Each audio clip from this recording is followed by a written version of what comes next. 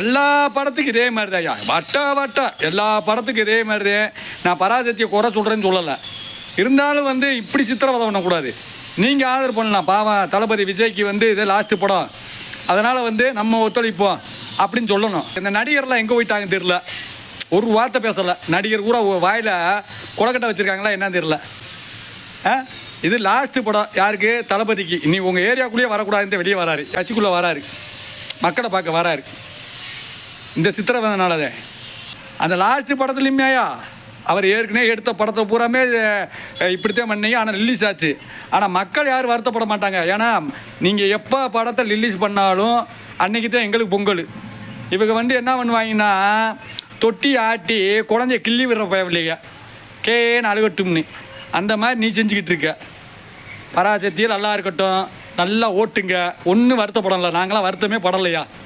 நாங்கள் வந்து கட்சிக்குள்ளே அதை பார்ப்போம். இது எப்போ வருதோ அப்போ நாங்கள் பொங்கல் கொண்டாடிக்கிறோம். நாங்கள் பிள்ளோட்டியோட ஒரு தடவைக்கு 2 தடவை வேணாலும் நாங்கள் பார்த்துக்குறோம் படத்தை. தமிழ்நாடே பாருங்கள், இந்த படம் நம்பர் 1 வரலன்னா என்னன்னு கேளுங்க, இந்த வீடியோவை பாருங்க. ஏன்னா வெயிட் பண்ணி படத்தை வெளியே விடும்போது அதோட அந்த படத்துக்குள்ளே என்ன பிரச்சனை இருக்குது அப்படிங்கிறது மக்களுக்கு தெரியும்.